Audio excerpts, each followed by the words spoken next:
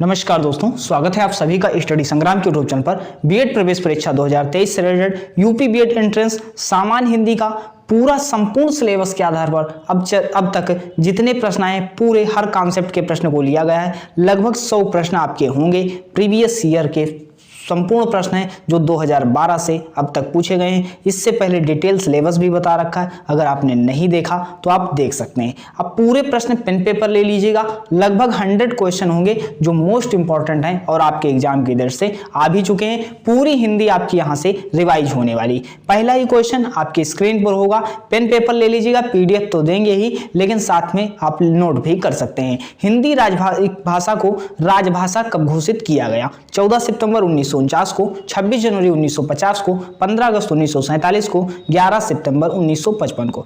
हिंदी भाषा को राजभाषा की बात करते हैं तो संघ की राजभाषा क्या होगी? हिंदी होगी। इसकी लिपि क्या होगी? देवनागरी होगी। ये कौन सा अनुच्छेद कहता है? अनुच्छेद 343 कहता है। अब बात करते हैं 14 सितंबर 1949 को क्या हुआ था? राजभाषा घोषित होती है आपकी हिंदी जो है। 14 सितंबर 1949 को राजभाषा घोषित होती हिंदी। लेकिन क्या होता है, अब 14 सितंबर को राजभाषा घोषित होती तो 14 सितंबर को क्या मनाया जाता है? राष्ट्रीय हिंदी दिवस मनाया जाता है। लेकिन अगर विश्व हिंदी दिवस की बात करेंगे तब 10 जनवरी आपका हो जाएगा। नेक्स्ट क्वेश्चन आपके स्क्रीन पर है, नोट करते हुए चलेगा। भाषा की सार्थक व लघुत्तम इकाई क्या है? भाषा की सार्थक व लघुत्तम इकाई पूछा गया है। क्या होगा? ध्वनि होगा, शब्द होगा, वाक्य होगा या संयुक्त वाक्य होगा। अगर आप वर्ड ढूंढ रहे हैं तो देख लीजिए, अगर आपका ध्वनि न दिया गया होता, अगर वर्ड दिया गया होता तब वर्ड सही हो जाता। अगर वर्ड और ध्वनि दोनों दिए गए होते तब आपका क्या होता? ध्वनि ही सही होता। तो यहां पर भी क्या होगा? भाषा की सार्थक व लघुत्तम इकाई कौन सा होगा? आपका ध्वनि होगा। ऑप्शन नंबर ए बिल्कुल करेक्ट हो जाएगा। नेक्स्ट क्वेश्चन देखिएगा, आपकी स्क्रीन पर है। संविधान के किस अनुच्छेद में हिंदी को राजभाषा माना गया है? अभी हमने क्या बताया था? अनुच्छेद 343 क्या कहता है? संघ की राजभाषा हिंदी होगी। इसकी लिपि क्या होगी? देवनागरी होगी। तो लिपि क्या होगी? देवनागरी होगी। या कौन सा अनुच्छेद कहता है? तो अनुच्छेद 343 कहता है। नेक्स्ट क्वेश्चन आपकी स्क्रीन पर है, देखिएगा। देवनागरी किस भाषा की लिपि नहीं है? जैसे हिंदी की लिपि क्या होता है सर? हिंदी की लिपि आपकी क्या हो जाती है? देवनागरी हो जाती है। इसी प्रकार अगर बात करते हैं सर, देवनागरी की लिपि कौन सी नहीं होगी? हिंदी की लिपि नहीं है, या नेपाली की नहीं, या मराठी की, या उर्दू की। तो आपकी उर्दू की जो लिपि होगी या देवनागरी नहीं होगी। जबकि आपकी नेपाली की भी लिपि देवनागरी है, मराठी की भी लिपि देवनागरी हो जाती है, हिंदी की भी लिपि आपकी देवनागरी हो जाती है। नेक्स्ट क्वेश्चन आपकी स्क्रीन पर है। तुलसीदास की रचना रामचरितमानस किस बोली पर आधारित है? किस साहित्यिक रचना है? देखो, रामचरितमानस सभी को पता था किसकी रचना है? तुलसीदास की रचना हो जाती है। अब ये किस बोली की साहित्यिक रचना पर आधारित है? ब्रज, अवधी, मैथिली या मगही? बताइएगा। 5 नंबर का क्वेश्चन का उत्तर दीजिएगा। किस पर आधारित हो जाएगी? तो ये आपकी अवधी भाषा पर हो जाएगी। किस पर होगी? अवधी भाषा पर होगी। ऑप्शन नंबर बी आपका बिल्कुल करेक्ट हो जाएगा। नेक्स्ट क्वेश्चन देखिएगा, आपकी स्क्रीन पर है, जो वर्णमाला से होगा। ये बेसिक हिंदी के 5 क्वेश्चन थे जो मूलभूत से पूछे गए 5 क्वेश्चन जो आए थे उनसे भी टॉपिक कवर करवा दिया। अब यहाँ से शुरुआत होती है आपकी वर्णमाला की, जो आपका लगभग व्याकरण से प्रश्न पूछे गए हैं। जो अब वर्णमाला किसे कहेंगे? शब्द समूह को कहेंगे, वर्णों के संकलन को कहेंगे, शब्द गणना को कहेंगे, वर्णों के व्यवस्थित समूह को कहेंगे। बताइएगा आखिर वर्णमाला किसे कहेंगे? तो वर्णमाला है क्या सर? सर वर्णमाला होती क्या है सर? वर्णोद्धन माला होती है, वर्णों की माला होगी। तो सर वर्णमाला होगी तो शब्द का कोई काम ही नहीं, शब्द समूह को थोड़ो कहेंगे, शब्द गणना को तो नहीं कहेंगे हम। तो अब 2 ऑप्शन आपके पास बचे। सर वर्ण की माला है तो वर्णों के संकलन को कहेंगे या वर्णों के व्यवस्थित समूह को कहेंगे? तो देख लो किसे कहेंगे? वर्णों के व्यवस्थित समूह को क्या कहेंगे? वर्णमाला कहेंगे। ऑप्शन नंबर डी बिल्कुल करेक्ट हो जाएगा। नेक्स्ट क्वेश्चन देखते हैं, वर्णमाला देख लो। आपके एग्जाम में प्रश्न पूछा गया, हिंदी वर्णमाला में कुल वर्णलिपियों की संख्या कितनी है? अगर कुल पूछा जाए तब 52 अर्थात 52 होता है। नोट कर लो। कुल स्वर क्या होते हैं सर? स्वर कितने होते हैं सर? कुल स्वर 11 होते हैं। स्वर क्या होते हैं? स्वतंत्र होते हैं। व्यंजन क्या होते हैं? व्यंजन की बात करते हैं तो व्यंजन क्या होते हैं? स्वर की सहायता से उच्चारित किए जाने वाले व्यंजन होते हैं जिसमें स्वर की सहायता होती है। अब सर व्यंजन पूछा गया, स्पर्श व्यंजन की संख्या कितनी होती है? तो स्पर्श व्यंजन आपको बुक में मिलेगा 25 होती है। अब हम आपको बता बता रहे हैं अगर 25 और 27 दो ऑप्शन में हो तब आपको 27 लगाना है, 27 सही होगा। 27 कैसे सही होगा? जिसमें आपका उत्क्षिप्त व्यंजन आएगा, तो आपका उत्क्षिप्त व्यंजन दो होते हैं, ड़ा अड़ा हो जाता है, जो सड़क वाला होता है इसमें क्या होता है, उत्क्षिप्त व्यंजन का प्रयोग होता है। अगर बात करते हैं मेढक में तो क्या होता है, उत्क्षिप्त व्यंजन का प्रयोग होता है। अब देखो सर स्पर्श व्यंजन की संख्या 25 है या 27 है, तो अगर 27 ऑप्शन में होगा तब 27 होगा, और वैसे क्या हो गए 25 बताओगे। अगर अंतस्थ व्यंजन की बात करते हैं सर, अंतस्थ व्यंजन की संख्या कितनी होती है सर, 4 होती है। कौन कौन होते हैं, या रा ला वा होता है। सर ऊष्म व्यंजन की संख्या कितनी होती है, 4 होती है। सा शा हा होते हैं, 4 ऊष्म व्यंजन आपके होते हैं। अगर बात करते हैं आगत व्यंजन की, तो सर आगत व्यंजन क्या होते हैं, जा और फा आपका होता है नुक्ता लगा होता है। नेक्स्ट अगर बात करते हैं संयुक्त व्यंजन की, तो संयुक्त व्यंजन क्या होते हैं, छात्रा ज्ञाश्रा होता है। पूरा आपका वर्णमाला आपका रिवाइज हो चुका, तो कुल वर्डों की संख्या 52 होंगी। जब आप इसको ऐड करोगे सभी को तो आपके 52 वर्ड हो जाएंगे। नेक्स्ट बात करते हैं हिंदी वर्णमाला में स्वरों की संख्या कितनी होगी। स्वर क्या होते हैं सर, स्वर होते क्या है सर, स्वतंत्र होते हैं। स्वतंत्र क्या होते हैं सर, स्वर होते हैं। अब स्वतंत्र की बात की है सर, स्वरों की संख्या कितनी होगी, तो स्वरों की संख्या आपकी कुल 11 हो जाएगी। कुल स्वर कितने होंगे, 11 होंगे, ना कि 13 होंगे। कुछ लोग 13 जो सोच रहे होंगे वह गलत हो जाएंगे, तो स्वर कितने होंगे, 11 स्वर हो जाएंगे। नेक्स्ट क्वेश्चन देखिएगा आपकी स्क्रीन पर है, अनुस्वार किसका कार्य करता है, बताइएगा। अनुस्वार किसका कार्य करता है, विसर्ग का, चंद्रबिंदु का, पंचम अक्षर का, स्वर का। सभी प्रश्न एग्जाम में आ चुके हैं, 1 से 2 बार रिवाइज कर लेना, पूरी हिंदी आपकी कवर होने वाली है। तो अनुस्वार किसका काम करेगा, देख लो सर, पंचम अक्षर का काम करेगा। किसका काम करेगा, तो अनुस्वार किसका काम करता है, पंचम अक्षर का आपका काम करता है। ऑप्शन नंबर सी आपका बिल्कुल करेक्ट हो जाएगा। नेक्स्ट क्वेश्चन आपकी स्क्रीन पर देखिएगा, हिंदी वर्णमाला में कुल वर्णलिपियां कितनी है। कुल वर्णलिपियां अभी हमने बताया था, एग्जाम 2021 में आपके प्रश्न बना कुल वर्णलिपियां, सभी का प्रश्न गलत हुआ, लेकिन आपसे गलत नहीं होगा। कुल वर्णलिपियां कितनी होगी, अगर कुल पूछे तब आपका कितना हो जाएगा सर, 52 हो जाएगा। तो 52 कौन सा है, ऑप्शन नंबर सी है। अभी हमने बता भी दिया 52 कैसे होगा, पूरा ऐड कर लेना, पूरा 52 आ जाएगा। तो कुल वर्णलिपियों की संख्या 52 होगी। अगर चैनल पर नए हैं तो उन सभी के पास शेयर कर दीजिएगा जो लोग प्रिपरेशन कर रहे हैं या जिनको कंटेंट नहीं मिल पा रहा है। या अलावा व्यंजनों की संख्या क्या होती है, सर व्यंजनों की बात करते हैं, स्वर की सहायता से उच्चारण किए जाने वाले शब्द जो होते हैं वह क्या होंगे, व्यंजन कहलाते हैं। तो सर व्यंजन होता क्या है, स्पर्श व्यंजन या अलावा है क्या, अभी हमने बताया था स्पर्श व्यंजन होगा, अंतस्थ व्यंजन होगा, ऊष्म व्यंजन होगा, या इनमें से कोई नहीं होगा। तो देख लो या अलावा होगा क्या, तो यह आपके क्या होते हैं सर, अंतस्थ व्यंजन हो जाते हैं। क्या हो जाएंगे, अंतस्थ व्यंजन। ऑप्शन नंबर बी बिल्कुल आपका करेक्ट हो जाएगा। नेक्स्ट क्वेश्चन देखिएगा, अल्प प्राण व्यंजन कौन से है, काफी अच्छा प्रश्न है। अल्प प्राण देख लो सर, अल्प होता क्या है, अल्प मतलब थोड़ी, थोड़ा होता है सर, थोड़ी मात्रा में, थोड़ा या थोड़ी याद कर लो। सर प्राण क्या होता है, वायु होता है। जिन वर्डों को बोलने में थोड़ी वायु निकले वह क्या होंगे सर, अल्प प्राण होंगे। सर कौन कौन से होंगे, जैसे कावर की बात करते हैं सर, का होता है सर, खा होता है, गा होता है, और घा होता है, और क्या होता है, अंगा होता है। सर ये क्या होते हैं सर, 5 हो गए आपके, का वर्ग पूरा हो गया। सर इसमें अगर हम बात करते हैं क्या होगा सर, पहला तीसरा पांचवा कौन होगा सर, पहला तीसरा और पांचवा। अगर पहला तीसरा पांचवा की बात करते हैं सर, क्या होता है, अल्प प्राण होता है। पहला तीसरा पांचवा क्या होता है, अल्प प्राण होता है। और अगर बात करते हैं सर पहला तीसरा पांचवा कौन होगा, का गा अंगा, तो सर इसमें कौन होगा, अल्प प्राण आपका कौन हो जाएगा, तो देख लो आपका गा हो जाएगा। ऑप्शन नंबर बी बिल्कुल आपका करेक्ट हो जाएगा। इसी तरह आपसे अगर पूछे महाप्राण कौन सा होगा, तो देख लो महाप्राण जो दूसरा और चौथा होता है। महाप्राण में क्या होता है, अधिक आयु निकलती, तो दूसरा और चौथा क्या होते हैं, महाप्राण व्यंजन होते हैं, जबकि पहला तीसरा पांचवा क्या होता है, अल्प प्राण व्यंजन होता है। नेक्स्ट क्वेश्चन बात करते हैं, ए आए उच्चारण स्थान क्या है। उच्चारण स्थान से प्रश्न पूछा गया, तो देख लो उच्चारण स्थान क्या होगा सर, ए आए नासिक होगा, या मूर्धन्य होगा, ओष्ठ होगा, कंठ तालव्य होगा। पहले देखो ए बना किससे, तब तो उच्चारण स्थान पता लगेगा। सर आ धन ई, आ धन आ और धन ई मिलकर के क्या बनता है सर, ए बनता है। बनता है। अब जब आ धन ई मिलकर के ए बनता है तो आ का उच्चारण स्थान क्या होता है सर? कंठ होता है। आ का उच्चारण स्थान कितना होता है सर? कंठ होता है। ई का क्या होता है सर? तालु होता है। ई का उच्चारण स्थान क्या होता है सर? तालु होता है। तो ए का उच्चारण स्थान क्या हो जाएगा? कंठ तालु हो जाएगा। तो सर ए का उच्चारण स्थान कंठ तालु होता है तो इसका मतलब कंठ तालव्य भी हो जाएगा। तो लेकिन अब देखो आए कैसे बनता है सर? आ धन ए, ये भी पूछा जाता है किससे बनता है, तो देख लो आ धन ए से क्या बनेगा? आए बनेगा। तो आए क्या बनेगा? तो क्या तब क्या हो जाएगा? कंठ तालव्य आपका हो जाएगा। ऑप्शन नंबर डी बिल्कुल करेक्ट हो जाएगा। नेक्स्ट क्वेश्चन देखिएगा, हिंदी की सा ध्वनि कैसी है? देखो यहां से सा से तीनों प्रश्न पूछे गए हैं और आपके एग्जाम में रिपीट भी हुए हैं। सा ध्वनि कैसी ध्वनि है? देखो अगर तीनों सा पूछ, जैसे इसमें क्या है, ये सा कैसा होगा तो आपका यह कैसा सा होगा? आपका तालव्य सा हो जाएगा। क्या हो जाएगा?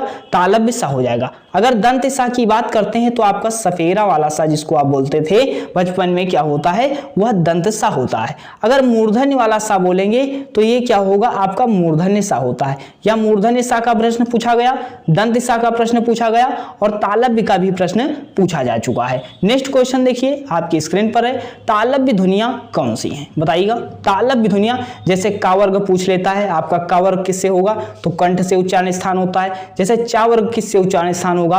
पा वर्ग का उच्चारण स्थान क्या होगा? तो देख लो सर का चा वर्ग की बात करते हैं सर किससे उच्चारण होगा?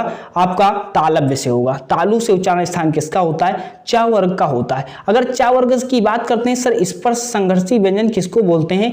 स्पर्श संघर्षी व्यंजन आपको चा वर्ग को बोलते हैं। सर बात करते हैं ता वर्ग की बात करते हैं तो क्या होता है सर? दंत से उच्चारण होता है, दांत से उच्चारण इसका होता है। अगर बात करते हैं सर पा की, जैसे क्या बोलते हैं आप? पापा बोलते हैं, फूफा बोलते हैं, बाबा बोलते हैं और क्या बोलते हैं? कुछ भी बोल दें, पापा फूफा, ये रिश्तेदार जितने बोलते हैं आप देखिए ओठ, जैसे आप पापा बोलेंगे, फूफा बोलेंगे, बुआ बोलेंगे, भाभी बोलेंगे तो क्या है? सब ओठ है। ओठ आपके दोनों सट रही हैं तो ओष्ठ से उच्चारण स्थान क्या होगा? पा वर्ग का उच्चारण स्थान होता है। अगर बात करते हैं चावर का तो चावर क्या होगा? तालु से उच्चारण स्थान होगा। नेक्स्ट देखिएगा, शा शाहा व्यंजन कहलाते हैं। अभी हमने बताया था शा शाहा ऊष्म व्यंजन क्या होते हैं सर? ऊष्म व्यंजन कितने होते हैं सर? 4 होते हैं। कौन कौन से थे? सा शा हा था। क्या था? शा शा हा क्या था? ऊष्म व्यंजन था। लेकिन यहां से प्रश्न क्या पूछा गया?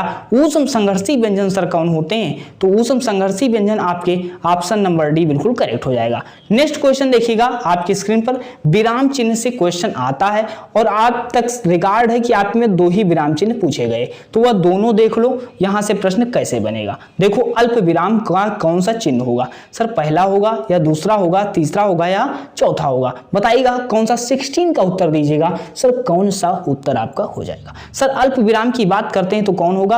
ऑप्शन नंबर बी आपका बिल्कुल करेक्ट हो जाएगा। सर्वाधिक प्रयोग अल्प विराम का ही होता है। अगर बात करते हैं सर अर्ध विराम की तो अर्ध विराम ऑप्शन नंबर सी होगा। क्या होगा? अर्ध विराम अल्प विराम में कंफ्यूज नहीं होना। अर्ध विराम कौन सा होगा? ऑप्शन नंबर सी होगा। अगर लाघव चिन्ह की बात करते हैं सर, लाघव चिन्ह क्या होता है? देख लो लाघव चिन्ह क्या होता है। जैसे मान लो डॉक्टर लिखते हो तो कौन सा चिन्ह होता है? लाघव होता है। प्रोफेसर लिखते हैं तो क्या होता है सर? ये लाघव चिन्ह होता है, ये शॉर्टकट होता है। अगर बात करते हैं इसकी ऑप्शन नंबर ए की तो ये क्या है? उपविराम होता है। तो यहां तक क्लियर हुआ। अल्प विराम क्या होगा सर? ऑप्शन नंबर बी हो जाएगा। अर्ध विराम की बात करते हैं ऑप्शन नंबर सी हो जाएगा। नेक्स्ट क्वेश्चन देखिएगा, तुम कब आओगे इस वाक्य में उचित विराम चिन्ह का प्रयोग करें। तुम कब आओगे इस वाक्य में कौन सा विराम चिन्ह का प्रयोग हुआ है? पूर्ण विराम का, प्रश्नवाचक चिन्ह का, उप विराम का या कोष्टक का? 17 का उत्तर दीजिएगा। कौन सा उत्तर होगा सर? तुम कब आओगे, यह देखिए वाक्य। तो ये देखो क्वेश्चन मार्क बन रहा है। तुम कब आओगे तो क्या होगा? प्रश्नवाचक चिन्ह हो जाएगा। ऑप्शन नंबर बी बिल्कुल करेक्ट हो जाएगा। नेक्स्ट क्वेश्चन देखिएगा आपकी स्क्रीन पर है, निम्नलिखित में से कौन सी रचना की दृष्टि से शब्द का भेद नहीं? शब्द के भेद से प्रश्न पूछा गया तो देखो रचना की दृष्टि से शब्द का भेद नहीं है। रचना की दृष्टि से प्रश्न पूछा गया, सबके प्रश्न गलत हुए थे। देखो कैसे गलत हुए? रचना की दृष्टि से भेद कौन थे? 3 भेद थे। रूढ़ शब्द था, यौगिक शब्द था और क्या था? योग रूढ़ शब्द था। 3 भेद थे। लेकिन पूछा जाए कौन सा नहीं था तो सर कौन सा नहीं था? विदेशज शब्द आपका नहीं होगा। ये जब आप उत्पत्ति जो आपको बताएंगे जिसमें तत्सम, तद्भव, देशज, विदेशज, ये 5 प्रकार के भेद होंगे तो ये अलग से बताएंगे आपको। तो रचना के आधार पर पूछे कितने भेद होते हैं सर? 3 होते हैं, रूढ़, यौगिक और योग रूढ़। नेक्स्ट क्वेश्चन देखिएगा, आपकी स्क्रीन पर है, रूढ़ शब्द कौन सा है? रूढ़ शब्द आखिर होता क्या है सर? देखो रूढ़ शब्द क्या होता है, जैसे दो छोटा अर्थ होता है, जैसे मान लो पशु दिया गया है तो पशु अर्थात एक ही अर्थ दे रहा है, ये जन्म जन्मांतर से पशु कह रहे थे लोग तो हम भी कहने लगे, तो पशु क्या होगा सर? आपका रूढ़ शब्द हो जाएगा। जिसका एक अर्थ निकले इतना जान लो वह क्या होगा? रूढ़ शब्द होगा। उसको अलग करने पर कोई अर्थ नहीं निकलता है। सर अब देखो कौन कौन सा होगा। सर पंकज की बात करते हैं सर, दूसरा अर्थ दे रहा है सर कमल होता है। क्या होता है? कमल होता है। तो क्या हो जाएगा? योग रूढ़ शब्द हो जाएगा। अगर विद्यालय की बात करते हैं तो ये क्या होगा? यौगिक शब्द होगा। विद्यालय की अगर बात करते हैं तो आपका क्या होगा? यौगिक शब्द होगा। अगर जलज की बात करते हैं या भी आपका क्या हो जाएगा? योग रूढ़ शब्द हो जाएगा। अगर बात करते हैं कमल की तो कमल क्या होगा? रूढ़ शब्द होगा। देखो कमल को अलग करोगे क्या कोई अर्थ निकल रहा है? सर कोई अर्थ नहीं निकल रहा, एक ही अर्थ है, कमल हो जाता है। तो कमल क्या होगा? रूढ़ शब्द होगा। पशु पूछे क्या होगा? रूढ़ शब्द होगा। देखो आज स्त्री शब्द बनाने के लिए किस प्रत्यय का प्रयोग होता है? सर प्रत्यय क्या होता है? तो प्रत्यय जो होता है शब्द के अंत में लगते हैं, शब्द के अंत में लगते हैं। अब देखो स्त्री वाचक इसे बनाना है तो क्या लगाओगे? आ लगाओगे, ई लगाओगे, ये या इक होगा। कौन सा उत्तर आपका इसमें सही होगा? तो देखो इसमें ई जो लोग लगा रहे होंगे वह गलत हो जाएंगे। सर इसमें क्या लगेगा? तो देखो आ लगेगा। आ क्या लगेगा? जैसे मान लो अगर आपको कहीं सुत मिल जाए, पूछे सुत लगा करके सुत में कौन सा शब्द जोड़ें दो स्त्रीलिंग बन जाए। अज मिल जाए कि अज में कौन सा शब्द जोड़ें जो स्त्रीलिंग बन जाए। तो दोनों शब्द अगर पूछा जाए तो उसमें कौन सा प्रत्यय लगेगा? आ लगेगा प्रत्यय, और आपका क्या बन जाएगा? ये सूता बन जाएगा, ये अजा बन जाएगा। तो अजा क्या हो जाएगा? ये सब क्या होंगे? स्त्रीलिंग हो जाएगा। ऑप्शन नंबर ए बिल्कुल करेक्ट हो जाएगा। नेक्स्ट क्वेश्चन देखिएगा, आपकी स्क्रीन पर है, काजू शब्द का संबंध किस भाषा से? बताइएगा काजू शब्द का संबंध किस भाषा से? जापानी शब्द है, चीनी शब्द है, फ्रांसीसी शब्द है या पुर्तगाली शब्द है? 21 का उत्तर दीजिएगा। तो आलू कैसा शब्द होगा? आपका जो काजू शब्द कैसा होगा? काजू आपका पुर्तगाली शब्द होगा। लेकिन आपके बीएड एंट्रेंस एग्जाम 2020 में क्या पूछा गया था? सर आलू कैसा शब्द है? तो आलू आपका पुर्तगाली शब्द होता है और आपका काजू भी क्या होता है? या भी पुर्तगाली शब्द आपका हो जाता है। नेक्स्ट क्वेश्चन की बात करते हैं, आंख शब्द का तत्सम रूप क्या होता है? सर तत्सम होता क्या है? तत्सम शब्द ही क्या है? तत्सम क्या होता है? संस्कृत का शब्द होता है, कठिन शब्द होते हैं, संस्कृत का शब्द होते हैं और ये क्या होते हैं सर? कठिन शब्द होते हैं, कठिन शब्द होते हैं। सर आंख का तत्सम क्या होगा? देख लो सर आंख का तत्सम क्या हो जाता है? अच्छी हो जाता है। क्या हो जाता है? अच्छी हो जाता है। पिछले साल एग्जाम में पूछा गया सर अच्छी किसका पर्यायवाची है? तो आंख का पर्यायवाची हो जाता है। नेक्स्ट क्वेश्चन देखिएगा, आपकी स्क्रीन पर है, लाश किस भाषा का शब्द है? लाश किस भाषा का शब्द है? तुर्की शब्द है, फारसी शब्द है, संस्कृत शब्द है या चीनी शब्द है? 23 का उत्तर दीजिएगा। कौन सा इसमें आपका उत्तर होगा? तो लाश कैसा शब्द आपका हो जाएगा? तो तुर्की शब्द हो जाएगा। क्या हो जाएगा? तुर्की शब्द जो लोग उत्तर दे रहे होंगे वह बिल्कुल करेक्ट हो जाएंगे। नेक्स्ट क्वेश्चन देखिएगा, उत्पत्ति की दृष्टि से शब्दों का भेद नहीं है। देखो उत्पत्ति की दृष्टि से अपने अभी बताया था कितने भेद हो जाएंगे। तत्सम होता है, तद्भव होता है, देशज होता है, विदेशज होता है। लेकिन क्या होता है? योग रूढ़ नहीं होता। सर योग रूढ़ क्या होता है? सर रचना के आधार पर क्या होता है? शब्द का भेद हो जाता है। रचना के आधार पर शब्द के भेद कितने होते हैं? 3 होते हैं। तो उत्पत्ति के आधार पर भेद नहीं होगा। कौन सा भेद नहीं होगा?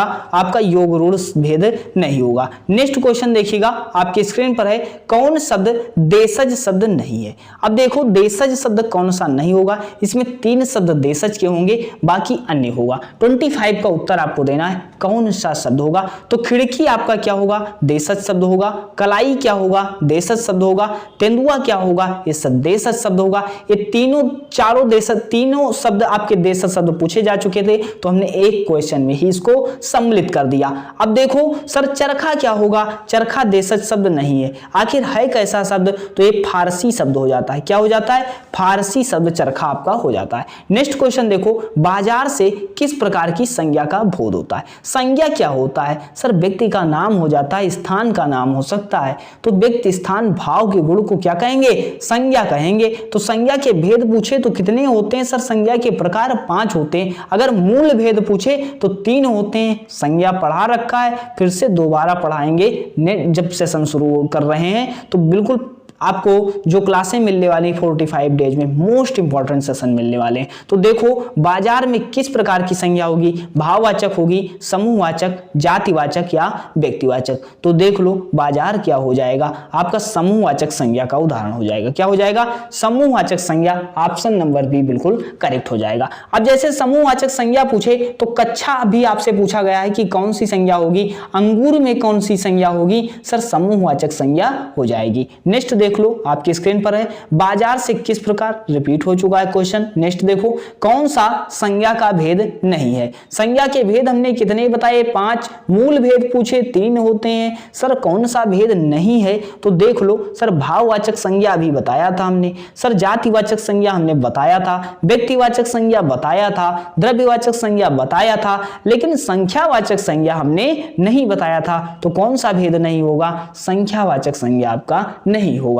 नेक्स्ट क्वेश्चन देखिएगा, आपकी स्क्रीन पर है, मीठा से भाववाचक संज्ञा बनेगी। तो मीठा से भाववाचक संज्ञा कौन सी बनेगी बताइएगा? मिठाई होगी, मिठास होगी, मिट्ठू होगा या मीठ होगा? 28 का उत्तर दीजिएगा। तो सर मीठा आस में क्या होगा? सर क्या होता है? मीठा धन आस होता है। क्या होता है? मीठा धन आस होता है, तब जाके यह क्या बनता है? सर मिठास बनता है। और मिठास में कौन सी संज्ञा होगी? भाववाचक संज्ञा होगी। क्या हो जाएगी? भाववाचक संज्ञा होगी। ऑप्शन नंबर बी बिल्कुल करेक्ट हो जाएगा। नेक्स्ट क्वेश्चन देखिएगा, सर्वनाम के भेदों की संज्ञा क्या होगी? संज्ञा के स्थान पर क्या प्रयोग होता है? सर सर्वनाम प्रयोग होता है। सर्वनाम के भेद कितने होते हैं? मूल सर्वनाम की अगर बात करते हैं तो 11 होते हैं। अगर सर्वनाम के भेद प्रकार पूछे तो कितने हो जाते हैं? सर 6 हो जाते हैं। कौन कौन से? देखो 5 हुआ, नहीं होगा। सर ऑप्शन नंबर सी आपका बिल्कुल करेक्ट हो जाएगा। भेदों की संख्या कितनी होगी? 6 होगी। नेक्स्ट क्वेश्चन देखो, आपकी स्क्रीन पर है,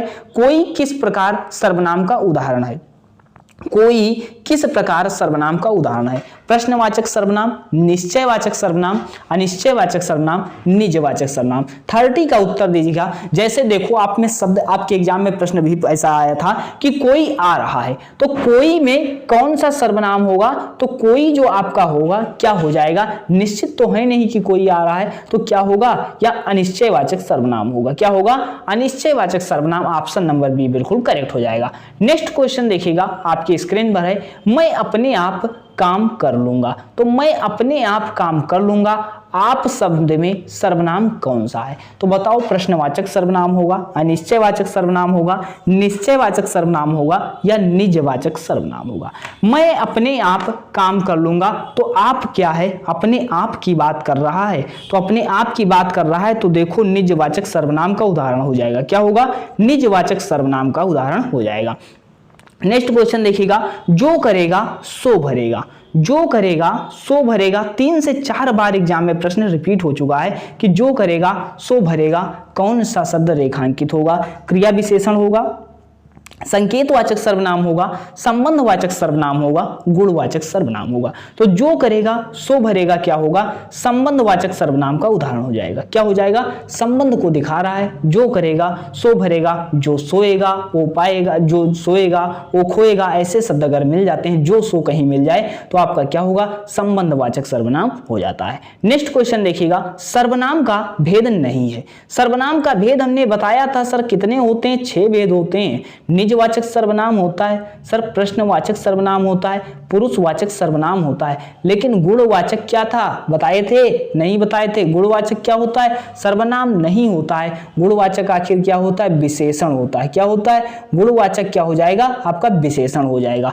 नेक्स्ट क्वेश्चन देखिएगा, नीली साड़ी में कौन सा विशेषण है? विशेषण होता क्या है? जो संज्ञा या सर्वनाम की विशेषता को बताते हैं। जो या संज्ञा या सर्वनाम की विशेषता को बता दे। विशेषता सर क्या है? जैसे गुण या दोष को बता रहे हो। क्या बता रहे हो? गुण या दोष को बता रहे हो, तो क्या हो जाएगा? विशेषता हो जाएगा। सर देखो संख्यावाची होगा या नीली साड़ी में कौन सा विशेषण है? तो देखो विशेषण और विशेष। विशेष क्या होता है? जिसके बारे में विशेषता बताई जा रही हो, तो क्या है? साड़ी क्या है? या विशेष हो गया। साड़ी क्या है? विशेष हो गया। विशेषता कौन बता रहा रहा है, जैसे काली साड़ी, पीली साड़ी, नीली साड़ी। तो ये काली, पीली, नीली जो आएगा वह क्या होगा, यह विशेषता होती है। यह क्या होती है, विशेषण होता है। यह क्या हो जाता है, विशेषण हो जाता है। तो नीला क्या है, ये तो विशेषण पता लग गया, लेकिन कौन सा विशेषण है सर, संख्या में विशेषण है, नहीं है। परिमाण में विशेषण है, कोई नाप तोल की बात है, नहीं है। सार्वनामिक विशेषण है, नहीं है। क्या बात की जा रही है, गुणवाचक विशेषण हो जाएगा। क्या बात की जा रही है, नीली साड़ी, काली साड़ी, पीली साड़ी, उसके गुण के बारे में बात की जा रही है, तो गुणवाचक विशेषण हो जाएगा। नेक्स्ट क्वेश्चन देखिएगा, थोड़ा पानी देना, थोड़ा कैसा शब्द है। थोड़ा पानी देना, थोड़ा कैसा शब्द है, यह पूछा जा रहा है। संज्ञा होगा, विशेषण होगा, थोड़ा शब्द पूछा जा रहा है, कैसा शब्द है बताइएगा। 34 का उत्तर देना है। तो थोड़ा आपका क्या हो जाएगा, विशेषण हो जाएगा। ऑप्शन नंबर बी बिल्कुल करेक्ट हो जाएगा। क्या होगा, विशेषण हो जाएगा। नेक्स्ट क्वेश्चन देखिएगा, आपका निम्नलिखित में से सकर्मक क्रिया है। क्रिया की बात की जा रही, सकर्मक क्रिया कौन सी होगी, लिखना, हंसना, रोना या सोना। 35 का उत्तर दीजिएगा। तो क्रिया की बात करते हैं, क्रिया का मूल रूप क्या होता है सर, क्रिया का मूल रूप क्या कहलाता है। क्रिया का आपके एग्जाम में प्रश्न आया, क्रिया का मूल रूप क्या कहलाता है, तो मूल रूप क्या कहलाएगा, धातु कहलाएगा। क्रिया का मूल रूप क्या कहलाता है, धातु कहलाता है। सकर्मक क्रिया क्या होता है सर, जिसमें कर्म की आवश्यकता पड़ती है, तो सकर्मक क्रिया इसमें आपका कौन हो जाएगा सर, लिखना आपका क्या हो जाएगा, सकर्मक क्रिया आपका हो जाएगा। अगर बात करते हैं सर हंसना, रोना, सोना, ये सब क्या होंगे, अकर्मक क्रिया होंगे। हंसना, रोना, सोना यह क्या होंगे, अकर्मक क्रिया होंगे, लेकिन लिखना क्या होगा, सकर्मक क्रिया होगा। नेक्स्ट क्वेश्चन देखिएगा, राधा से गाया नहीं गया, इस वाक्य में कौन सा वाच्य है। देखो, कर्मवाच्य होगा, कर्तवाच्य होगा, भाववाच्य होगा, या इनमें से कोई नहीं। वाच्य की बात करते हैं, आप एक ट्रिक नोट कर लो या कॉन्सेप्ट नोट कर लो, होता क्या है, जब आपको मिले क्या मिलेगा, 36 देख लो, भाववाच्य। भाववाच्य क्या होता है, जब भी नकारात्मकता का भाव मिलेगा और वाच्य पूछ लेगा तो आपको क्या करना है, भाववाच्य लगा देना है। नकारात्मकता का अर्थ दिख रहा हो तो क्या होगा, भाववाच्य होगा। जैसे राधा से गाया नहीं गया, पिताजी से खाया नहीं गया, माताजी से चला नहीं गया, तो ये सब क्या हो जाएगा, भाववाच्य हो जाएगा। ऑप्शन नंबर सी बिल्कुल करेक्ट हो जाएगा। नेक्स्ट क्वेश्चन देखिएगा, रमेश दौड़ रहा है, क्रिया कौन सी है। रमेश दौड़ रहा है, कौन सी क्रिया है, अकर्मक क्रिया होगी या सकर्मक क्रिया होगी, संयुक्त क्रिया होगी या प्रेरणार्थक क्रिया होगी। 37 का उत्तर दीजिएगा। रमेश दौड़ रहा है तो क्या होगा, अकर्मक क्रिया हो जाएगी। ऑप्शन नंबर ए बिल्कुल करेक्ट हो जाएगा। नेक्स्ट क्वेश्चन देखिएगा, बताइएगा, सीता पानी पीती है, किस वाच्य का प्रयोग हुआ है। अब सीता पानी पीती है तो किस वाच्य का प्रयोग हुआ है, इसमें आपको बताना है। कर्तवाच्य होगा, भाववाच्य होगा, कर्मवाच्य होगा, या उपरोक्त में से कोई नहीं। 38 का उत्तर आपको देना है, कौन सा आपका हो जाएगा। 38 में बताइएगा, सीता पानी पीती है, तो देखो हमने पहले ही बताया पानी पीती है, पानी पीना क्या है, कर्म हो जाएगा, तो कर्मवाच्य ऑप्शन नंबर सी बिल्कुल करेक्ट हो जाता है। करने का बोध हो रहा है, पानी पी रही है, तो कर्मवाच्य हो जाएगा। नेक्स्ट क्वेश्चन देखिएगा, कौन सी संधि का प्रकार नहीं है।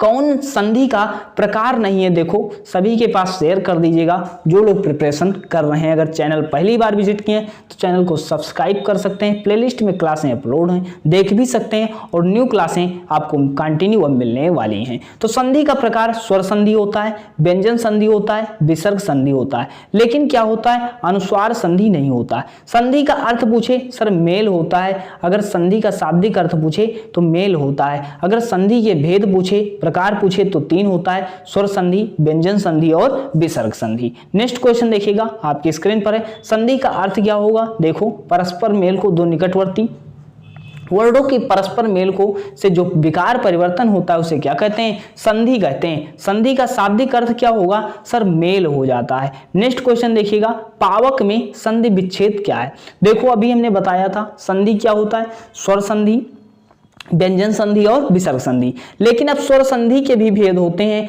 तो स्वर संधि के भेद कितने होते हैं सर, 5 भेद होते हैं। स्वर संधि के भेद कितने, 5 भेद होते हैं। सर कौन कौन से होते हैं, सर कौन कौन से, सर आपको अभी पता लग जाएगा। दीर्घ स्वर संधि होता है, गुण स्वर संधि होता है, वृद्धि स्वर संधि होता है, यण स्वर संधि होता है, आदि स्वर संधि होता है। 5 भेद होते हैं। अब देखो इसमें पूछा गया पावक में का संधि विच्छेद बताना है। विच्छेद मतलब अलग कर देना, तो इसमें क्या होगा, पोधन अक होगा, नहीं होगा। पाधन अक होगा, नहीं होगा। पाधन अक होगा, नहीं होगा। तो सही क्या होगा, पौधन अक होगा। पौधन अक यहां पर क्या हो जाएगा, आपका संधि हो जाएगा। और यह भी किसका होगा, स्वर संधि का उदाहरण होगा। अगर स्वर संधि में भी पार्ट पूछे तो अयादि स्वर संधि का उदाहरण होगा। स्वर संधि का उदाहरण क्या है, पावक है। पौधन अक विच्छेद होता है।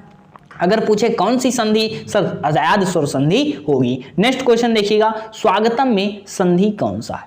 अगर स्वागत पूछ ले, स्वागतम पूछ ले, बिल्कुल संधि क्या होगा। अगर व्यंजन के पहले आधा व्यंजन आ रहा है तो बिल्कुल ट्रिक आज से नोट कर लो, क्या होगा, यण स्वर संधि होगा। अगर व्यंजन के पहले आधा व्यंजन आ रहा है, वा या रा वा, या रा वा बीच में शब्द है और उससे पहले आधा व्यंजन आ रहा है, या रा वा है उससे पहले आधा व्यंजन आ रहा है, तो क्या हो जाएगा, आपका यण संधि का उदाहरण हो जाएगा। जैसे स्वागत भी आ सकता है, आपसे पूछे स्वागत में कौन सा संधि है तो आपका यण संधि होगा। अगर स्वागतम में पूछे तब भी क्या होगा, यण संधि का उदाहरण होगा। नेक्स्ट क्वेश्चन देखिएगा, महोत्सव में संधि विच्छेद बताइएगा। महोत्सव का संधि विच्छेद पूछा जा रहा है। अब इसका संधि विच्छेद क्या होगा, विच्छेद मतलब क्या होगा, सर अलग करना हो जाएगा। तो बताओ इसमें होगा क्या, 41 का उत्तर दीजिएगा। तो देखो महोत्सव तो महाधन उत्सव होगा, आपका महोत्सव हो जाएगा। और कौन सी संधि होगी, गुण स्वर संधि होगी। क्या होगी, गुण स्वर संधि होगी। गुण संधि का भाग होगा। गुण संधि किसका भाग है, स्वर संधि का भाग हो जाता है। नेक्स्ट क्वेश्चन देखिएगा, महोत्सव बता ही दिए, गुण संधि। प्रत्येक में संधि विच्छेद क्या होगा, हमने क्या बताया, शब्द के बीच में या रा वा मिल जाए, क्या मिल जाए, या रा वा मिल जाए, उस पे क्या मिले, एक ही मात्रा जो है आधा व्यंजन उससे पहले मिल जाए तो क्या होगा, यण संधि का उदाहरण होगा। तो क्या बताए थे अभी, प्रतिधन एक। इसका देखो विच्छेद क्या होता है, सर विच्छेद क्या होगा। विच्छेद में सबसे पहले जान लो कि अगर विच्छेद आप कर रहे हो तो दोनों शब्द के अर्थ बिल्कुल सटीक होंगे, सही होंगे, दोनों का अर्थ आपने सुन रखा होगा। तो देखो प्रतिधन एक क्या होगा, प्रत्येक होगा। प्रतिधन एक क्या होगा, आपका प्रत्येक होगा। तो प्रत्येक में प्रत्येक इसका संधि विच्छेद हो जाएगा। अगर संधि पूछे तो यण संधि का उदाहरण हो जाएगा। नेक्स्ट क्वेश्चन देखते हैं, यशोदा में संधि विच्छेद क्या होगा। यशोदा का संधि विच्छेद पूछा जा रहा है तो क्या होगा बताइएगा। यश धन उदा होगा, यशा धन दा होगा, यशा धन उदा होगा, कौन सा आपका होगा। तो देखो इसमें विसर्ग संधि का उदाहरण होगा और इसका संधि विच्छेद सही क्या होगा, सर यशा धन दा होगा। यशा धन दा होगा तब जाके क्या होगा, यशोदा जाके बन जाता है। तो यहाँ पे क्या होना चाहिए था, विसर्ग होता तब यशा धन दा जाके तब यशोदा बनता है, विसर्ग संधि का उदाहरण हो जाता है। नेक्स्ट क्वेश्चन देखते हैं, उज्ज्वल में संधि कौन सी है।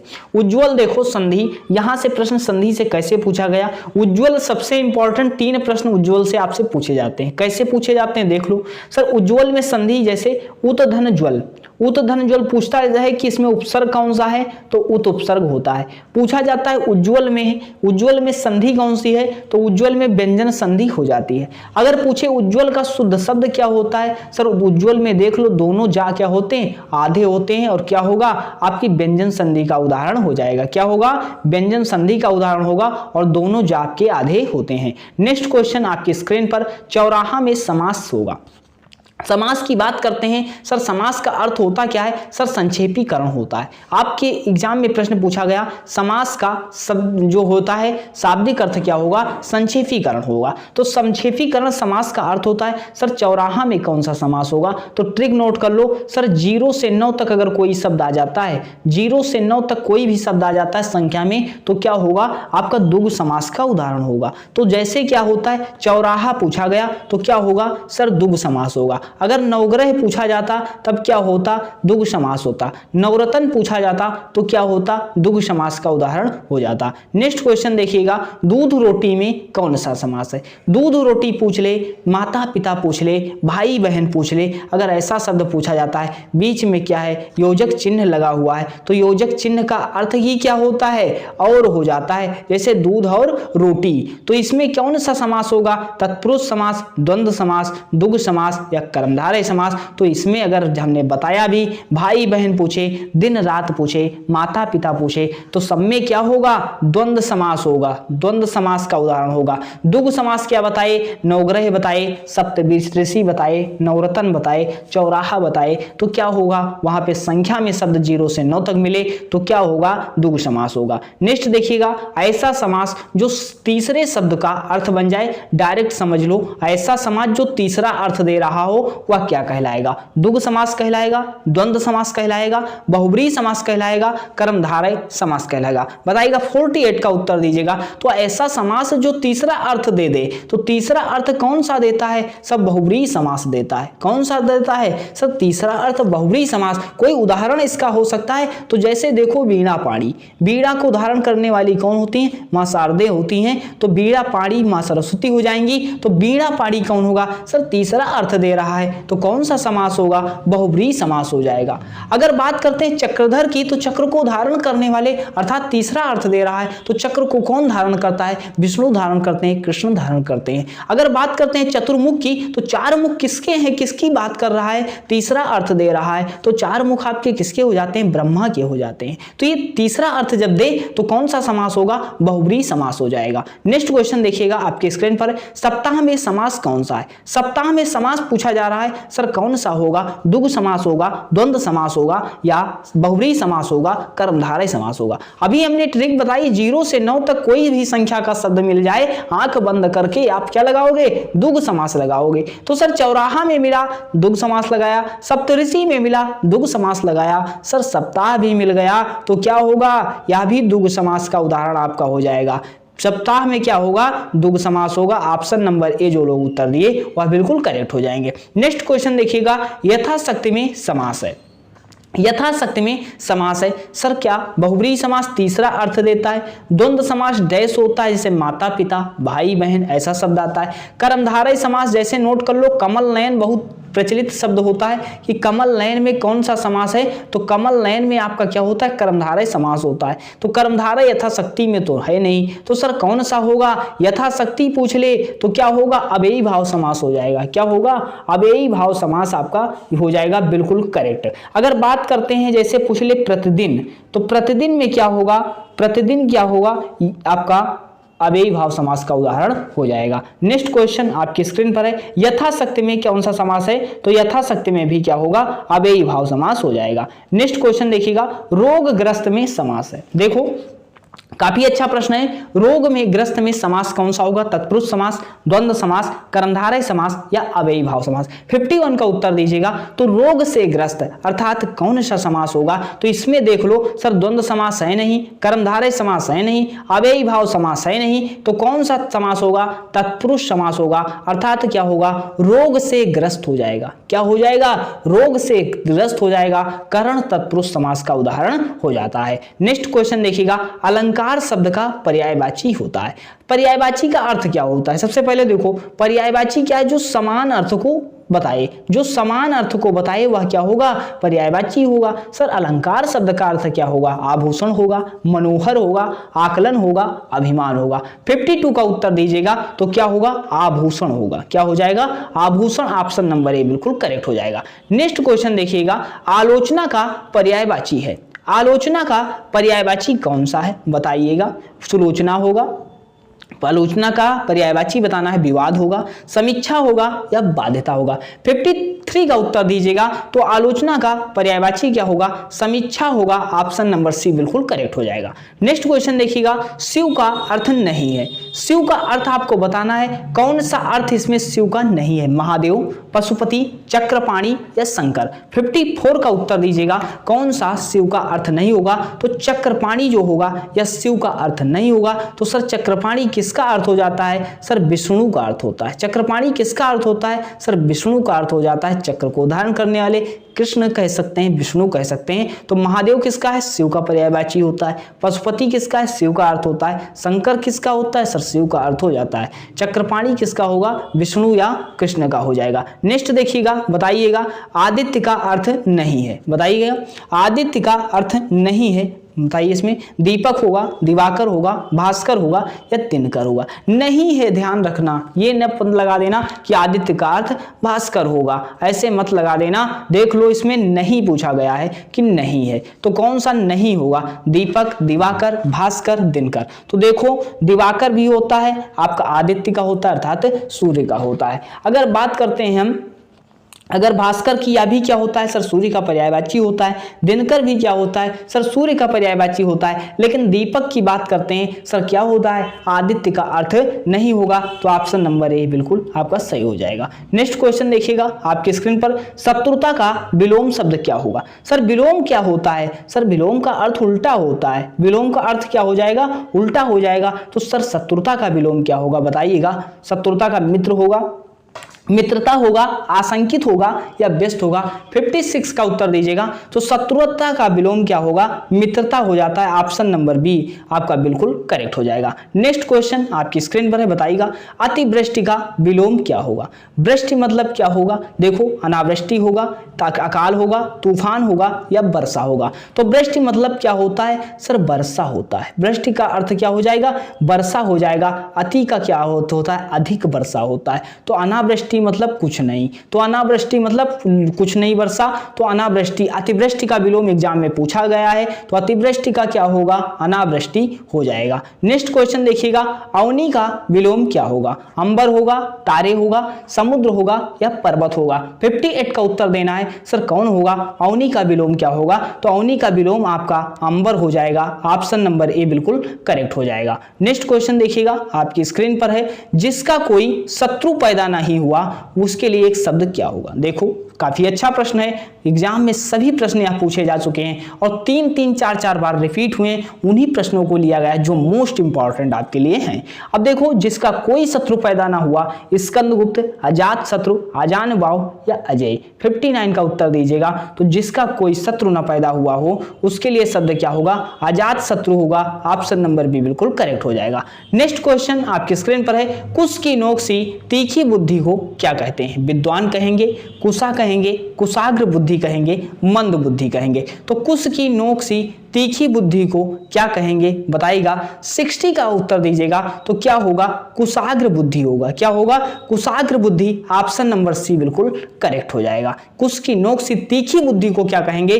कुशाग्र बुद्धि कहेंगे। नेक्स्ट क्वेश्चन देखिएगा, सही अर्थ का विकल्प चुनिएगा। सही अर्थ आपको बताना है। सर दीवा और दीवा का अर्थ क्या होगा? सर दिन दीपक होगा, दिन रोग होगा, दिन रात होगा, दिन और स्वप्न होगा। 61 का उत्तर दीजिएगा। तो सर दीवा का अर्थ क्या हो जाएगा? सर दिन हो जाएगा। अगर इस दीवा की बात करेंगे तो क्या होगा? सर रोग होगा या दीपक होगा? तो ये रोग नहीं होगा। देख लो सर दीवा का अर्थ क्या होगा? एक दीवा का अर्थ आपका दिन होगा। तो एक दीवा का अर्थ देखो दिन होगा, दिन इसमें भी है। लेकिन इस दीवा का अर्थ क्या होगा? तो इस दीवा का अर्थ आपका दीपक होता है। क्या होता है? इस दीवा का अर्थ आपका दीपक होता है। तो देख लो इसमें सही कौन सा होगा आपका? तो दीवा का अर्थ दीपक और इस दीवा का अर्थ आपका क्या होगा? दीपक होगा। इस दीवा का अर्थ आपका दिन होगा। नेक्स्ट क्वेश्चन आपकी स्क्रीन पर है, प्रति उपसर्ग से बना शब्द क्या है? नहीं है। तो बताइएगा नहीं कौन सा शब्द है? तो प्रति उपसर्ग क्या होता है? सर शब्द के पहले लगते हैं, उनका अर्थ बदल देते हैं। तो प्रति उपसर्ग से बना शब्द कौन सा नहीं है? प्रतिकूल, प्रतिशत या प्रत्येक या प्रशांत। 62 का उत्तर दीजिएगा।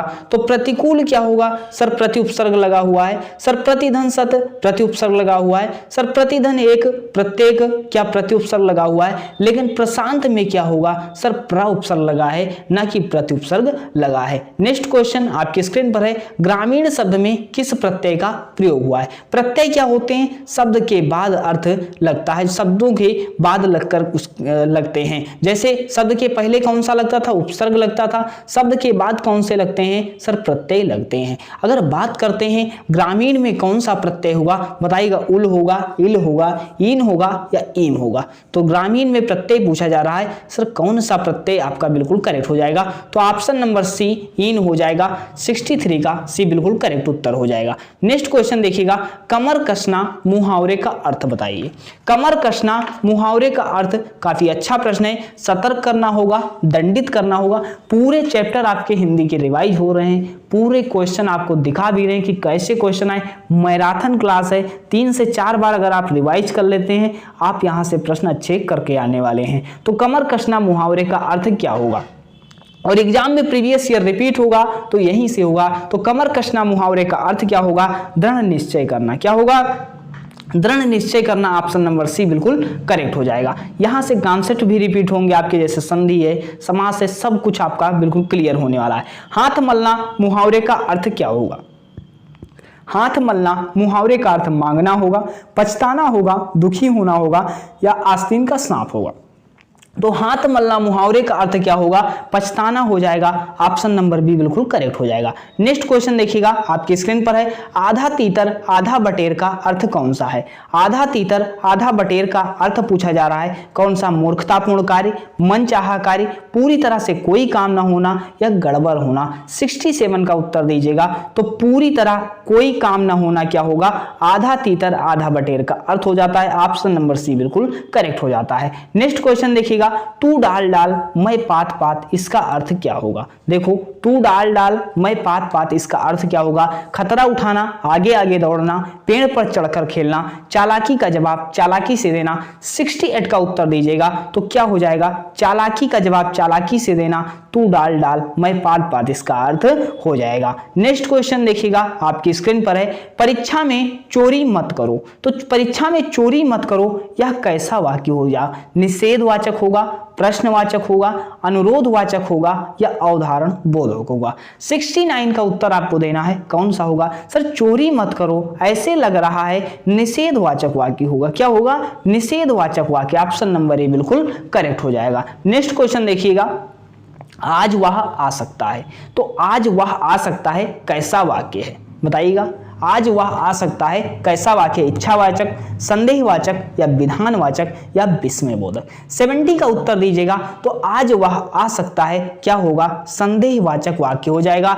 ऑप्शन नंबर बी बिल्कुल करेक्ट हो जाएगा। नेक्स्ट क्वेश्चन आपकी स्क्रीन पर है, यदि वर्षा न होती तो नदियां सूख जाती, किस प्रकार का वाक्य। यदि वर्षा न होता तो नदियां सूख जाती, किस प्रकार का वाक्य है, संदेहवाचक या संकेतवाचक, विस्मयबोधक, या विधिवाचक।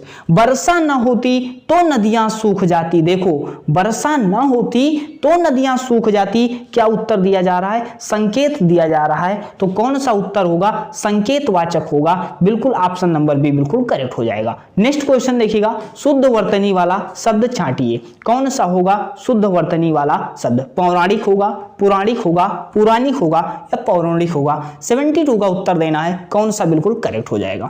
तो बात करते हैं पौराणिक की, तो ऑप्शन नंबर ए बिल्कुल आपका शुद्ध वर्तनी वाला शब्द हो जाता है, जो बिल्कुल करेक्ट हो जाएगा। नेक्स्ट क्वेश्चन देखिएगा, उज्ज्वल का शुद्ध रूप कौन सा है। उज्ज्वल का शुद्ध रूप आपको बताना है, सर कौन सा होगा। उज्ज्वल से हमने बताए 3 क्वेश्चन से अलावा चौथा क्वेश्चन नहीं पूछा गया।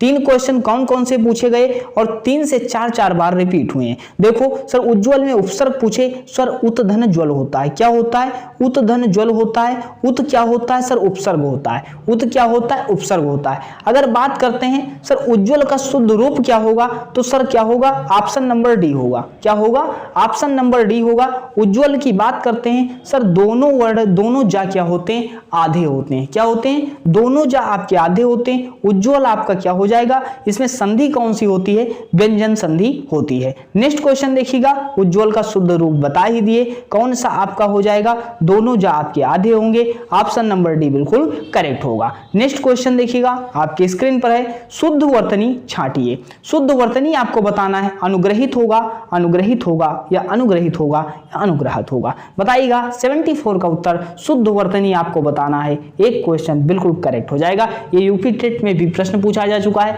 बीएड में आपसे 4 से 5 बार प्रश्न पूछा जा चुका है, और रिपीट भी होता है। तो शुद्ध वर्तनी का शब्द 74 का बताना है, सर क्या होगा, तो अनुग्रहित होगा।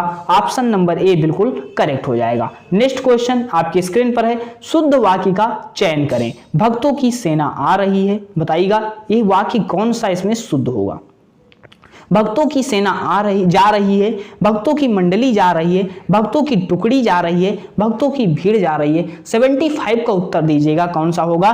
तो भक्तों की मंडली जा रही है। भक्तों की क्या है? मंडली जा रही है। ऑप्शन नंबर बी बिल्कुल करेक्ट हो जाएगा। नेक्स्ट क्वेश्चन देखिएगा, आपकी स्क्रीन पर है, रेखा सुंदर गुणों से युक्त है। आखिर इसका क्या सही अर्थ होगा? कौन सा सही शब्द प्रयोग किया गया है? रेखा सुंदर गुणों से युक्त है, बताइएगा। रेखा सुंदरतम गुणों से युक्त है, रेखा अच्छे गुणों से युक्त है, अच्छी गुणों से युक्त है, रेखा गुणों से सुंदर है। 76 का उत्तर दीजिएगा कौन सा आपका बिल्कुल सही हो जाएगा, तो बताइएगा। तो रेखा अच्छे गुणों से युक्त है, यहां पर यह होना चाहिए कि अच्छे गुणों से युक्त है, ना कि सुंदर गुणों से। तो क्या होगा यहां पे? अच्छे गुणों से युक्त है। ऑप्शन नंबर बी बिल्कुल करेक्ट हो जाएगा। नेक्स्ट क्वेश्चन देखिएगा, सर्वश्रेष्ठ रस किसे जाना जाता है? सर्वश्रेष्ठ रस के नाम से किसे जाना जाता है? शांत रस को, हास्य रस को, करुण रस को, श्रृंगार रस को। अब रस के बारे में नोट कर लो, सबसे पहला क्या प्रश्न होगा? सर रस के बारे में क्या पूछा जाता है? रस का अर्थ अगर पूछा जाता है,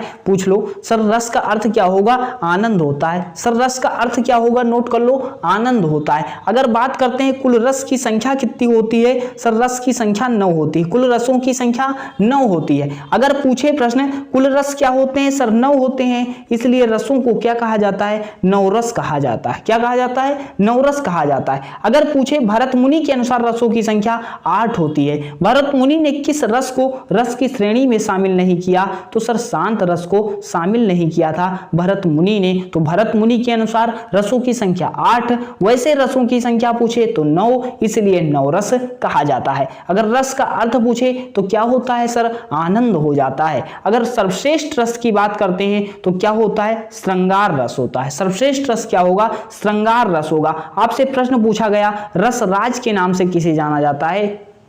तो आपका श्रृंगार रस को जाना जाता है। नेक्स्ट क्वेश्चन आपकी स्क्रीन पर है, कौन सा एक अलंकार शब्द अलंकार नहीं है? अलंकार की बात करते हैं, सर अलंकार का अर्थ क्या हो जाता है? आभूषण हो जाएगा। क्या हो जाएगा? आभूषण आपका हो जाएगा। तो एक मतलब काव्य की शोभा जो बढ़ा दे वह क्या होगा? अलंकार होगा। तो शब्द अलंकार का अर्थ नहीं है। सर कौन सा नहीं है? शब्द अलंकार सर अनुप्रास भी होता है, यमक भी होता है, श्लेष भी होता है, लेकिन क्या होता है सर आपका उपमा अलंकार जो होता है शब्द अलंकार नहीं होता है। नेक्स्ट क्वेश्चन देखिएगा, 79 का उत्तर दीजिएगा, कनक कनक ते 100 गुनी, मादकता अधिकाय, वह पाए बहुराय, वह खाए बहुराय। आखिर निम्नलिखित में से कौन सा अलंकार है? अनुप्रास अलंकार, यमक अलंकार, श्लेष अलंकार या उपरोक्त अलंकार? बताइएगा। जब एक शब्द 2 से 2 बार रिपीट हो या 2 से अधिक बार रिपीट हो और उनका अर्थ अलग अलग हो तो वहां पर क्या होता है? यमक अलंकार हो जाता है। जैसे एक कनक का अर्थ क्या? धतूरा होता है। एक कनक का अर्थ जो होता है आपका सोना होता है। तो कनक कनक ते 100 गुनी, मादकता अधिकाय, वह पाए बहुराय, जग खाए बहुराय। तो कौन सा होगा? यमक अलंकार का उदाहरण आपका हो जाएगा। नेक्स्ट क्वेश्चन देखिएगा, केशवदास ने किस तत्व को काव्य की आत्मा कहा है? केशवदास ने किस तत्व को काव्य की आत्मा कहा है? तो किस तत्व को? अलंकार को, रस को, छंद को या वक्रोक्ति को? देखिएगा, तो अलंकार को क्या कहा है आपको? काव्य की आत्मा कहा है। तो काव्य की आत्मा ने केशवदास ने किसे कहा? तो अलंकार ने कहा, अलंकार को कहा। अलंकार का अर्थ क्या होता है? सर आभूषण होता है। रस का अर्थ क्या होता है? सर आनंद होता है। नेक्स्ट क्वेश्चन देखिएगा, अमीर खुसरो की रचनाएं किस बोली में रचित हैं? अमीर खुसरो की रचनाएं किस बोली में रचित हैं? बताइएगा। अवधी में, ब्रजभाषा में, खड़ी बोली में या कन्नौजी में? 81 का उत्तर देना है। आपका कौन सा उत्तर बिल्कुल सही होगा? तो अमीर खुसरो की रचनाएं जो होती हैं किस में हो जाएंगी? खड़ी बोली में हो जाएंगी। ऑप्शन नंबर सी बिल्कुल करेक्ट हो जाता है। अगर प्रश्न यहां से पूछा जाए कि हिंद का तोता या तोते हिंद के नाम से किसे जाना जाता है? तो अमीर खुसरो को जाना जाता है। नेक्स्ट क्वेश्चन देखिएगा, कलम के सिपाही के लेखक कौन थे? कलम के सिपाही के लेखक पूछा जा रहा है, कौन थे? प्रेमचंद्र थे, अमृत राय थे, अमृतलाल नागर थे या कमलेश्वर थे? 82 का उत्तर दीजिएगा। कौन हो जाएंगे आपके कलम के सिपाही के लेखक? तो कौन हो जाएंगे? अमृत राय। ऑप्शन नंबर बी आपका बिल्कुल करेक्ट हो जाएगा। ऑप्शन नंबर बी बिल्कुल करेक्ट हो जाएगा। अगर प्रेमचंद्र की बात करते हैं तो प्रेमचंद्र से नोट कर लो सर कौन कौन सा होगा? प्रेमचंद्र की रचनाएं गोदान, गबन, निर्मला, कर्मभूमि, रंगभूमि, सेवा सदन। नोट कर लो प्रेमचंद्र की रचनाएं गोदान, गबन, निर्मला, कर्मभूमि, रंगभूमि और सेवा सदन, ये प्रेमचंद्र की रचनाएं होती हैं। नेक्स्ट देखो, युगवाणी किस प्रसिद्ध कवि का काव्य संग्रह है? युगवाणी किस प्रसिद्ध कवि का काव्य संग्रह है? अज्ञेय का, मुक्तिबोध का, सुमित्रानंदन पंत का या जयशंकर प्रसाद का? 83 का उत्तर दीजिएगा। युगवाणी किसका होगा सर? किसका हो जाएगा? सुमित्रानंदन पंत का हो जाएगा। अगर सुमित्रानंदन पंत की बात करते हैं, प्रश्न क्या पूछा गया कि ज्ञानपीठ पुरस्कार सुमित्रानंदन पंत जी को मिलता है, तो इनकी किस रचना के लिए मिलता है? तो चिदंबरा के लिए मिलता है। किस के लिए? चिदंबरा के लिए मिलता है। कब मिलता है? 1968 में मिलता है ज्ञानपीठ पुरस्कार, इनकी रचना चिदंबरा के लिए मिलता है। युगवाणी किस प्रसिद्ध कवि का काव्य संग्रह है? सुमित्रानंदन पंत का होता है। नेक्स्ट क्वेश्चन देखिएगा, आपकी स्क्रीन पर है। अगर बात करते हैं यहाँ पर, यहाँ से ये आपका जो यहाँ से युगवाणी हो गया। नेक्स्ट क्वेश्चन देख लेते हैं। अमीर का अभी हमने बताया था, हिंद का तोता किसे कहा जाता है? तो हिंद का तोता या सितार का निर्माण किसने किया था? अमीर खुसरो ने किया था। अगर पृथ्वीराज रासो पूछे, किसका? चंद्रबरदाई का हो जाता है। हिंदी का प्रथम महाकाव्य क्या होता है? पृथ्वीराज रासो हो जाता है। नेक्स्ट देखिएगा आपकी स्क्रीन पर, हिंदी का स्वर्णकाल किस काल को कहा जाता है? हिंदी का स्वर्णकाल किस काल को कहा जाता है? रीतिकाल को, भक्ति काल को, आदि काल को या आधुनिक काल को? बताइएगा किस को स्वर्ण युग कहा जाता है? तो स्वर्ण युग किसे कहा जाता है सर? किसे कहा जाएगा? भक्ति काल को कहा जाएगा। किसे कहा जाएगा? भक्ति काल को स्वर्ण युग कहा जाता है। नेक्स्ट क्वेश्चन देखिएगा, कामायनी किसकी काव्यकृत है? कामायनी किसकी काव्यकृत है? बताइएगा। जयशंकर प्रसाद की, सूर्यकांत त्रिपाठी की या शत्रुघ्न प्रसाद सिन्हा की या महादेवी वर्मा की? 85 का उत्तर दीजिएगा। कौन सा उत्तर आपका बिल्कुल करेक्ट होगा? तो कामायनी किसकी काव्यकृत हो जाएगी? जयशंकर प्रसाद की हो जाएगी। ऑप्शन नंबर ए बिल्कुल आपका करेक्ट हो जाएगा। नेक्स्ट क्वेश्चन हम लोग देखते हैं, पहले जान लो महादेवी वर्मा के बारे में। तो महादेवी वर्मा को कब ज्ञानपीठ पुरस्कार मिला? यामा के लिए मिला था ज्ञानपीठ पुरस्कार 1982 में मिला था। 1982 में क्या मिला था? ज्ञानपीठ पुरस्कार मिला और महादेवी वर्मा को मिला। अगर कामायनी पूछे तो जयशंकर प्रसाद की काव्यकृत हो जाएगी। नेक्स्ट बात करते हैं, रामचरितमानस में कुल कितने कांड? रामचरितमानस की रचना किसने की? तुलसीदास ने की। तुलसीदास से प्रश्न पूछे, किसमें किस भाषा में की? अवधी भाषा में की। कितने कांड होते हैं सर? 7 कांड होते हैं। प्रश्न बन चुका है, कितने कांड हुए सर? 7 कांड हैं आपके रामचरितमानस में। तो लगभग 100 क्वेश्चन आपको करवाए, 86 दिख रहा है लेकिन 100 प्लस क्वेश्चन करवाए। पूरी हिंदी को कवर करने का प्रयास किया गया।